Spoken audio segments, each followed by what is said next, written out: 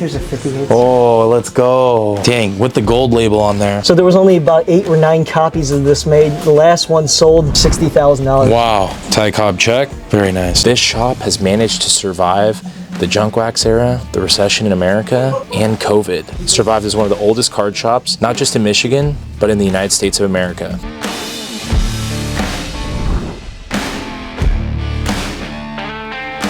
Today we're here in Michigan at one of the oldest card shops I have ever been to, Stadium Cards and Comics. They've got vintage sports cards, tons of wax, comic books, Pokemon cards, a little bit of everything. We've heard about this place for a couple of years. Let's go check it out. These are the type of card shops that I grew up in. You know, I entered this hobby in 2009. It was post-recession America.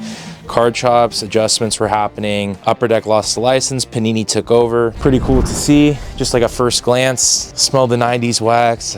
I can see the slabs, the junk wax. And I want to introduce you to one of the co-owners. This is Ben. Nice to meet you. So Stadium has been in business since 1977. This location right here has been here since 1991. Ben, why don't you give us a tour of the shop and kind of show us around and, you know, talk about this place. I mean, 1991. I mean, this is one, I have to say, this is one of the oldest card shops I've ever been to. So we're mostly a vintage sports card store.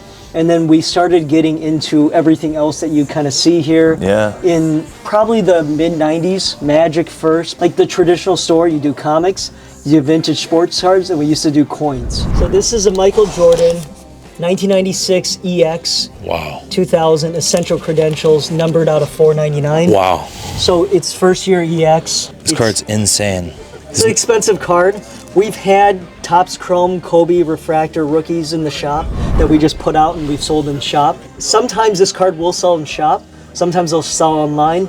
A lot of times a customer will bring us $5,000 or $7,000 worth of $500, $300 cards and then pay for the rest of it. Here's a 2001 Pujols Wow, rookie 2001 auto. Bowman on-card autograph. We'll have, so sick. you know, SP, Sign of Times, Kobe. We'll have, you know, Topps Chrome Blue, Refractor. It's very nice. Cards between 300 or more, generally we put on eBay and we put in the store. Cards under $300, we'll just leave it in the store. Sometimes we'll put in graded card boxes. Other times they'll just be floating around because it's just too hard to manage the inventory. So I started collecting Nikola Jokic starting in 2020 because he beat the Oklahoma Thunder at the second to last game at the end of the season in overtime and cost me a lot of money. And I was watching him all season long. I thought he was probably the most underrated player I've ever watched. Tall Larry Bird is how I like to put him. Yeah. And so I started buying him, and you know, during COVID, I was bored and I bought a lot of Jokic. I'll show you privately how much Jokic I have, but I have flawless 10s, rookies. I have National Treasure 10 rookies. I mean, look at these.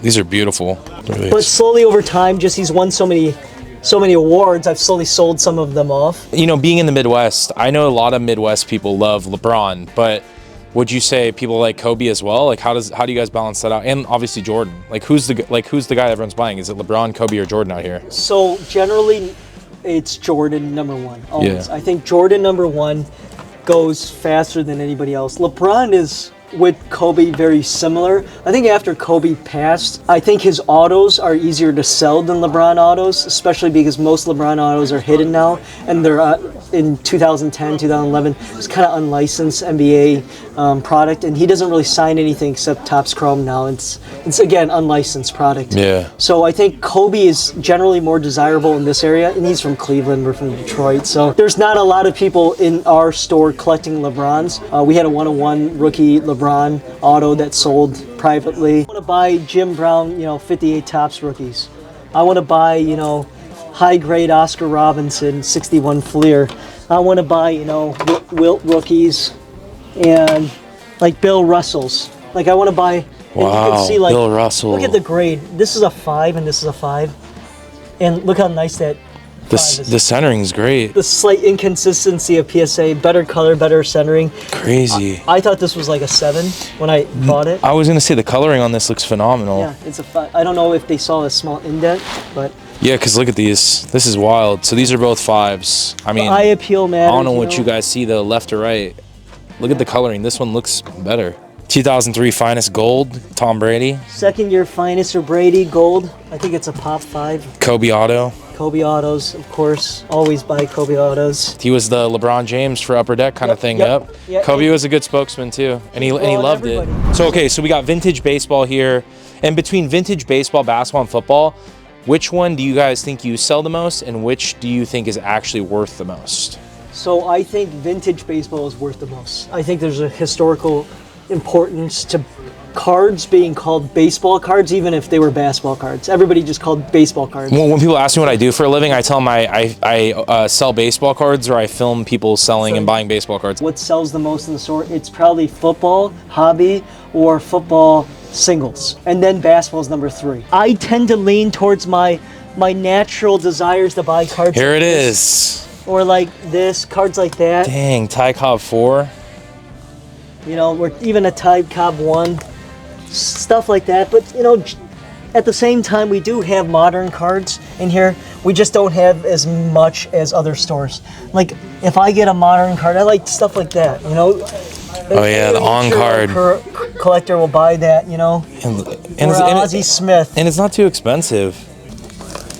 I think the biggest and look, I'm speaking for myself and like maybe for other people, but I just have a tough time. I don't know why. I love modern. I just love that I can watch the person play. And it's like, I think it is a new school of collecting and flipping. Like Patrick Mahomes, like I can watch him play. Like Troy Aikman, or Roger Staubach, you know, it's just kind of done, you know? Football was not a really collectible sport until the last 7 to 10 years. The last 7 to 10 years, since 2017 probably, is where football really exploded, right? Yeah. Where everybody got into the hobby collecting, ripping, fantasy football, all those other things. Where basketball, people started watching because of Jordan already in the 80s. So the collecting market has more developed in basketball than it is football. It's probably 20 years ahead of football. There's no other card in any market that's collected more than Barry.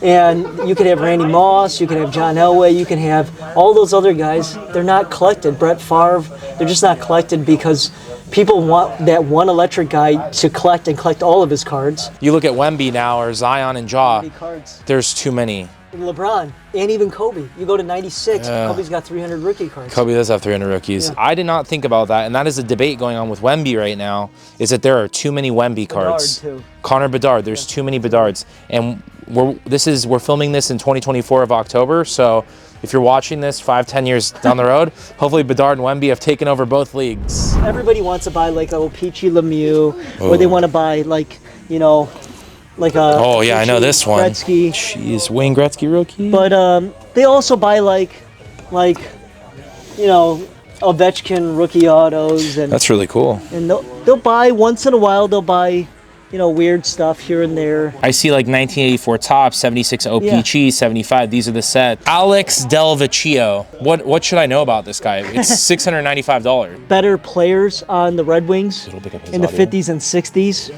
You know, there weren't a lot of hockey teams at the time, so a lot of the stars back then are worth a lot of money. Besides Gordie Howe's worth a ton, like 54 Parkhurst for 55 Tops. But like in a 9, I think that's a pop 3 or 4. That's a stack of Walter Payton rookies. That's a 2 Jim Brown rookies right there. Here's a Barry Sanders golden anniversary to 50. That's numbered to 50.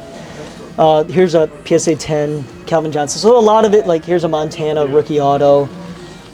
I mean, we have a mixture of everything in football. Football sells really, really well for singles, especially Lion stuff. But the superstar quarterbacks also sell. 100%. Here's a Brady Leaf Rookies and Stars numbered to, I think, 750 on that card. And here's a Gold Reserve numbered to 1250. Wow. 22,000. That's sick. Okay, so that's their showcases. If you guys come in here and you want to make a deal or trade, you can see that they have plenty of vintage sets, everything else. So love that part of the tour. These are the sets we really like selling and buying. Like we'll buy 73 Topps football set. We'll buy a 76, 72 baseball set, but like a high grade, like a 6 to 8 Oh yeah, set. look at those. So, and 72 has a really classic look to it. Here's a 58. Oh, let's go. Dang, with the gold label on there. When do you think this set was completed? Probably in the 90s. It was a customer of ours in the 90s. We have a 57, a 58. Do you know what card number the mantle is? I don't even know what it is. Do you know where it would be? Help me find it if it is. Oh, Hank Aaron.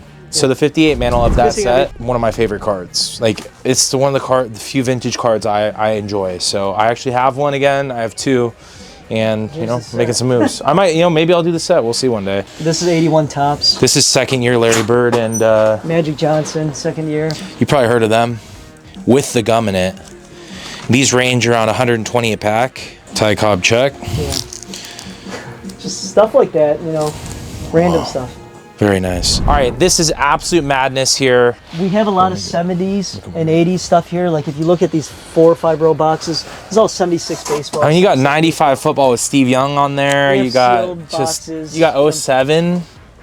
07 Topps. Adrian football. Peterson, Calvin Johnson. Heck yeah. This is our 50s and 60s extras. So will someone come in, they'll say, hey, I want to check out 64 Topps, and you just take it out there? Yeah. So like if they want 53, 54, we'll pull the 53s and 54s out. And they're not priced, honestly, because we're lower than everybody else. They come in here, most of the customers we know, they pick out the cards, and I ask them, how much do you want to pay? And then they tell us how much we want to pay. We know, me and Mark know like SPs, high numbers. We know them very well. So as long as they're fair with us, we give them a good deal because we want them to finish the sets. 2009, 2010 Panini Studio. Yeah. I love the product. Yes, I would buy that set because I used to get it autographed. It was a horizontal card. James Harden rookie. James Harden rookie and Steph Curry. They had a face shot, and then in the area was a perfect area to get a card signed. Yep.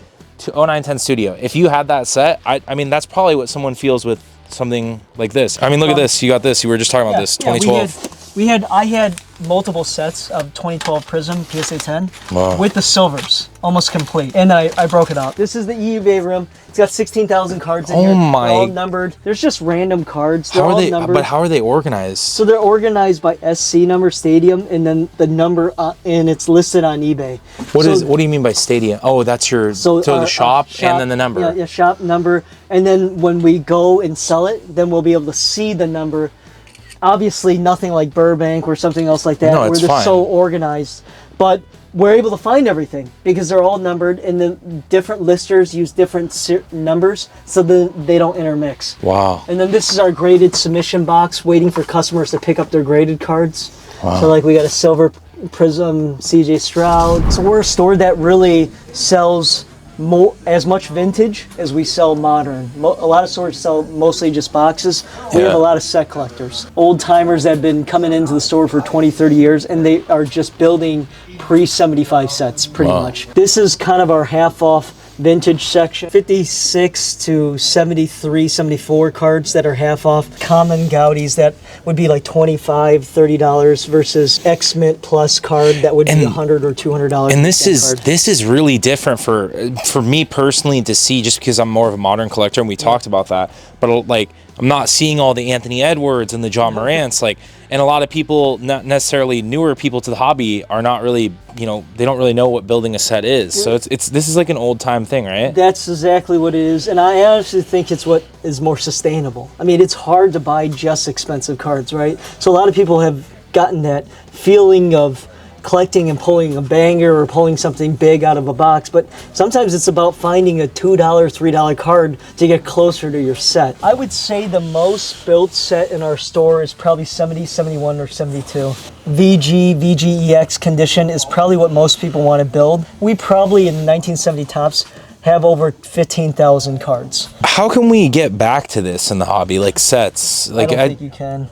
Why though? Like, why was it such a thing from like the 70s to 80s, even 90s? But then, like, how can we, like, with modern, like, why wouldn't I want to do the 2020 class with John Zion? The first reason is when Topps started producing complete sets in '73, that kind of took away the desire to fill out a whole set. Like I was telling you about this Reggie Jackson right here. This is probably one of 8 in the world. This is a 77 Jackson. So they started making complete sets, and they would pre-print these, and they would have blank backs. They would try to cut them in ways to see how they looked. This one is historically significant. These Reggie was traded from the A's to the Orioles, and they didn't have Series 1, Series 2, Series 3 in 76. So what ended up happening is in 77, when they thought he was going to re-sign with the Orioles, they printed this card with it airbrushed on, and it ended up not being actually him signing with the Orioles, but him actually signing with the Yankees. So there was only about 8 or 9 copies of this made. The last one sold, Robert Edwards, 2016 SGC Authentic, for $60,000. Wow. But it's one of those things that I think the modern cards, there's too many cards. There's too many different sets. Like, who's going to make Artifacts hockey set? Who's going to make a Topps Chrome football set or a Topps Chrome baseball set? There's not as many cards. Yeah. And there's just not that collectability. But, like, for Pokemon, kids still build sets. But kids in sports, they want to find a downtown. They want to find a Kaboom. They want to find, Like, straight to the point. Yeah, they want straight to the point. And I don't know how you change that, because there's a lot of value chasing. The only set that I'm really working on, and it's like more of like a 2020 thing that came to me, was I was bored, of course. Yeah. 2012 Prism. I was like, well, 2012 Prism. but it was very expensive. It was too expensive. Now it's way cheaper. Yes. But I have the Kobe and the LeBron. Yes. So 2012 Prism was like the real one that I really wanted to do, just because it was the first year Prism. But it's funny because when it first came out, I didn't really think it was anything crazy. We were Panini Direct. We might have had 4 boxes of hobby, because it was so low allocation and there was so little retail on the market that the greens are worth more than the silvers. That's what I'm because saying, they're so bro. hard to find. They're so tough to find. I built the complete set of PSA 10 for 2012 and most of the silvers. And that's a true, like, modern set that you can actually build. There's a 24 Prism. It's not too expensive, but that I just thought of sets and I was like, I just never went back and I was like, oh, let me do the 78 Topps or whatever. The green LeBron PSA 10 is still like 30, 40 grand. That's insane. But how did these get released? Like, why'd they release these? So I think someone they were hand cut. So the blank backs, they used to have blank backs. They were kind of like printing presses. So they would blank back them so they wouldn't put all the stats in the back, so as to not have to print on both sides. They would try to get the front right first, the centering, the color, all that stuff. This card was so low printed because he signed with the Yankees very shortly afterwards. We used to have a ton of memorabilia. We still have some. You'll see like hockey masks, TNT stuff, Isaiah Thomas autos, LK line autos. We have autos all over the top over there. We have a couple Chamberlain autos, but we kind of cut down the memorabilia section a lot, simply because a lot less people collect memorabilia and baseballs. Yeah. This whole section used to be just baseballs, you know. What do you think that changed with that? Like, do you think it's just too hard to store, or people just aren't, it's just like an acquired taste for people? It's an acquired taste. I think people used to write to people. They used to get balls signed at stadiums. That doesn't happen anymore. So they've kind of lost that, writing a letter to a baseball player and getting a ball signed, sent back to them. All that stationary type of things are gone, and they're all transmitted now into cards. We do a lot of comics, so this is all silver and gold age comics. Just real briefly to touch base. And you guys have these tables here, and I noticed there's obviously people that play Pokemon, Magic Gathering. Do sports card people come in here and look through sets too? They look through sets, and sometimes they'll open the boxes. They'll open like a case or something. Oh, they'll come here and rip. Yeah, they'll just so rip it by they still do that. themselves. Yeah. But we don't do like group rips. We don't do breaks. We're kind of really traditional with a lot of things. Like a guy was looking at 61s. This is a whole box of 61 tops. He was building sets. Look at that, 61s. 61 tops. Someone was just building this. Just building sets of 61s. Journey into Mystery. I don't know if you know what that book is. That's first Thor, 5.5. What's this worth? It's probably 12 to 15,000. Holy crud! And then we got First X-Men. You probably know what that book is. That's Yeah. X-Men #1. How much is this? That's probably 9,000 in that. And then we got First Punisher, Amazing Spider-Man 129. That's probably a $4,000, $4,500 book. We'd like to stay. We've had Amazing Fantasies. We've had tons of that kind of stuff. We used to have over 1 million comics. We sold a lot of them in bulk. So you can look at the comic and you can look at the cents. So 12-cent comics, you can see the date is 963. Most 12-cent comics were 12 centers up to in the mid-50s. Before the mid-50s, there were 10-cent comics. So the price of the comic will give you an idea of how rare it is. Yes, how old it is. Yes. This is a 12 center. These are both 12 centers. You can see 62, August of 62, September of 63. And what's the comic market like? It's been a little rough because of Disney not making the greatest movies recently and greatest shows. It went up just like everything else in COVID. It's adjusted. Similar to the Pokemon market. It came back down to probably, Pokemon's still up a couple 100% from 2018, 2019. Comics are probably very close to 2019. They're up a little bit, but not up significantly. And you said a big proponent of your business is Pokemon and Magic, correct? Correct. It's probably around half the business. So we do a lot of graded Pokemon cards. We sell cards like this, the Shadowless Charizard. Ooh, look at that. This is a huge card. Very tough card. This Jolteon? Yeah, so this is... Why? Jungle Unlimited Jolteon is much more rare because of the hollow scratching. And this is Pop 26. Whoa. Pop 36. First edition is is about the same price or cheaper than this because it's Pop like 90 to 100. But we also sell modern cards, you know, like Japanese Giratina. We'll sell, you know, Finalist, like Pokemon promo cards. We'll sell a little bit of everything. So like if you want to build a set, you come into our store. We have multiple boxes, 800 count boxes. Are these organized by anything? No, they're not organized because kids fidget with it, so it gets disorganized. Hey, look at that Vetenet, Oddish. You got the originals. And you build a set, and you take 100 cards out. We charge you like $30, and you get to start building sets for cheap.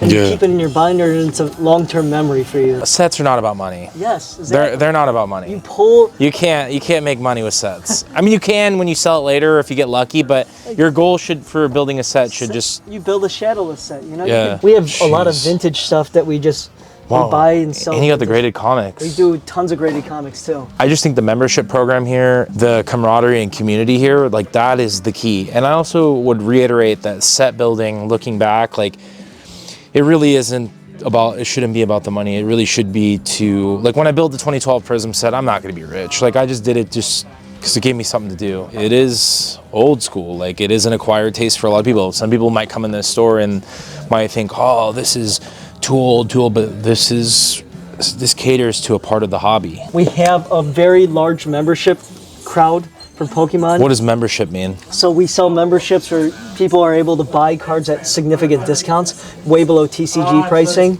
and they pay $50 a year for membership. Sports memberships are singles are about 10 to 20% off for whatever prices there are, up to a certain dollar amount. And then graded cards, so let's say you want to grade 3 PSA cards, right? If you have a membership with PSA, you grade them, they'll be $18, and you have to ship 20 cards out at once, and then you pay about $2 to $3 a card shipping it back and forth. So you're averaging $22 a card, maybe grading 20 cards at a time. So members get $20 pricing for all graded cards. They could drop off 2 cards. We look at them, we don't clean them, but we wipe them. And then we sleeve them, we put them in graded sleeves, and we submit it for them with no work. Wow. For $20. And then they get them all back. We submit close to 600 to 1,000 cards for customers per month. Wow. For PSA. Who came up with the memberships? Is that a 90s thing? Or is that I came up with the membership. I've never heard of that before. I came up with the membership because I thought, how do we make the hobby sustainable for collectors, right? If you open a box from us and you pull a $100 card, the box costs $300, how do I help you get more value out of it? I have to help you grade it. Yeah. And I have to make it so it's not so hard for you to grade it. And if you grade it and you get a 10, it's worth $300, you want to sell it back to us for $230, $240, we'll buy it back from you and you'll get some added value to that. And if you don't want to sell it and you want to keep it, then now you got a $300 card from a $300 box, right? That makes sense. So we're trying to make it more sustainable for the customers to make it more valuable for them. This hobby can be a little confusing with all the sets and how to and who to grade with and how to do it. And I think you guys take out some of that hard work that goes into it. Yeah, we try to grade comics for customers. We have a lot of comic polls. So we have 1,000 customers per week that poll comics, and we pull the comics for them in these boxes. And they have numbers and they pay every single week. What does polls mean? Polls means you ask for specific comics. We pull those comics for you each week. Then you pay for the comic on a weekly basis. Wow. You pick up all your comics. There was like 9,000 card stores in the 90s, right? And all the card stores started failing. And Mark made a decision at that time to diversify. So between probably 1998, 2000 to 2013, when the market kind of just fell off the map, he had to diversify into every single other thing, and we had to really spread our wings. Wow. Otherwise, every store closed down. At one point, we only had 300 card stores in the U.S. Now we have 700, 800 again. Yeah. But That's because it's really hard to sustain. You're talking about for one- sports card for stores. sports card stores. There's a lot of Magic and TCG gaming stores, right? But we kind of did a little bit of everything because to survive the sports and the comics, we had to get into the TCG as well. I see a lot of junk wax, and let's just say I'm someone new to the hobby. I have a different response than Mark because he grew up selling this stuff. I didn't grow up collecting a lot of junk wax. I collected vintage when I was young. I've always collected vintage baseball, but I like 87 Topps. If they're looking to open this to try to hit something huge, I said that's not the box to do. But this is a fun box if you remember players, if you're in your 40s, late 30s, early 50s, and you remember 87 Topps, the wood grain texture, you know, the Topps McGuire, Topps Maddox, the Topps Bonds. It's just fun to rip. Yeah. Maybe you'll get a really centered, really nice card, and if you want to grade it, it's a fun experience. But it's affordable. You know, that's the big difference. 36 packs for $55. It's crazy. They're starting to get a little harder to find. Before COVID, we had 200 boxes and 90 hoops. The Menendez brothers, if that Mark Jackson card has made that a little bit harder. 2 weeks later, 2 weeks ago, 3 weeks ago. We had a ton of them. We had it stacked here, and everybody bought them since the Netflix documentary. What were they selling for? Just curious. Oh, like $59.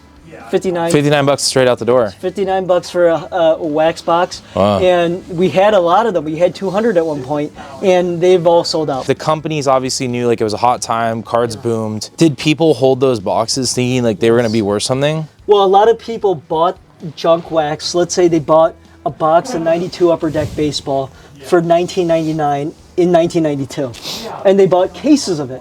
And they thought it was going to be worth more.